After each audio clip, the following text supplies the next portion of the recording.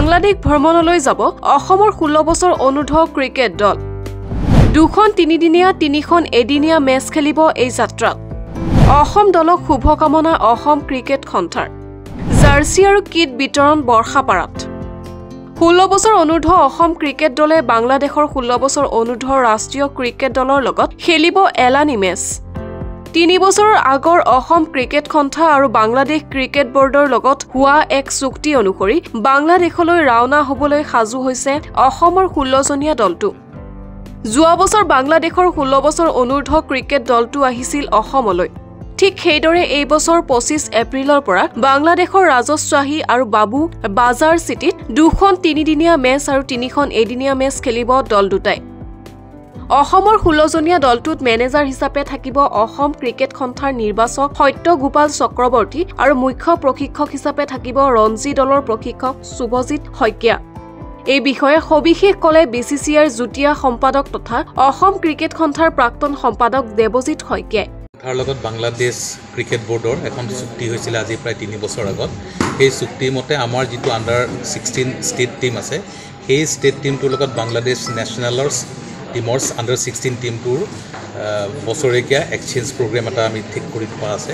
সেইমতে যোৱা বছৰ বাংলাদেশৰ আণ্ডাৰ 16 নেশ্যনেল টিমটো অসমলৈ আহিছিলে আৰু সেই চুক্তিমতে এইবাৰ অসম ক্ৰিকেট দলটো আণ্ডাৰ 16ৰ যিটো আমাৰ কেটেগৰী এজ গ্ৰুপত আছে সেই দলটো বাংলাদেশলৈ যাব লাগে আৰু সেইমতে অহা কাইলৈ অৰ্থাৎ 25 এপ্ৰিলৰ পৰা 14 মে'লে আমাৰ অসম আণ্ডাৰ 16 দলটো বাংলাদেশলৈ ভ্ৰমণ কৰিব। তেওঁলোকে বাংলাদেশত 5খন মেচ খেলিব, 2খন 3-ডে মেচ আৰু 3খন 1-ডে মেচ।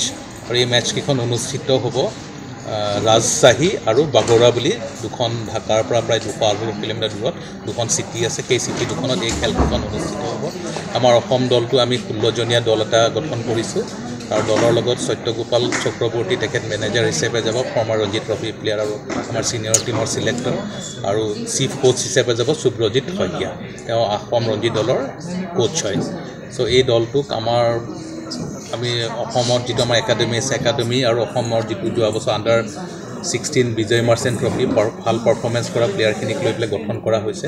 আৰু আমি আশা কৰিছোঁ যে অসম ক্ৰিকেট সন্থাই আমাৰ যিখিনি য়াং উঠি অহা ক্ৰিকেটাৰ আছে তেওঁলোকক এটা ইণ্টাৰনেশ্যনেল এক্সপ'জাৰ দি আগন্তুক দিনত যাতে তেওঁলোকে এটা ভাল ক্ৰিকেট কেৰিয়াৰ গঢ়ি তুলিব পাৰে তাৰ কাৰণে প্ৰচেষ্টা এটা লয়। দলটো ৰাওনা হোৱাৰ আগতে বুধবাৰে এক অনুষ্ঠানৰ জৰিয়তে কিট আৰু জাৰ্চি বিতৰণ কৰা হয়। এই অনুষ্ঠানত উপস্থিত থাকে বিচিচিআইৰ যুটীয়া সম্পাদক দেৱজিৎ শইকীয়া, অসম ক্ৰিকেট সন্থাৰ সম্পাদক টি.ডি. কোঁৱৰৰ লগতে অসম ক্ৰিকেট সন্থাৰ বিষয়ববীয়াসকল। বাংলাদেশৰ নেশ্যনেল দলৰ লগত খেলি বহু অভিজ্ঞতাৰে পুষ্ট হ'ব অসমৰ খেলুৱৈসকল। ক্ৰিকেট প্ৰেমী আশা কৰিব বাংলাদেশত ভাল প্ৰদৰ্শন আগবঢ়াওক অসমৰ 16 বছৰ অনুৰ্ধ দলটোৱে। News desk report, Olympia sports.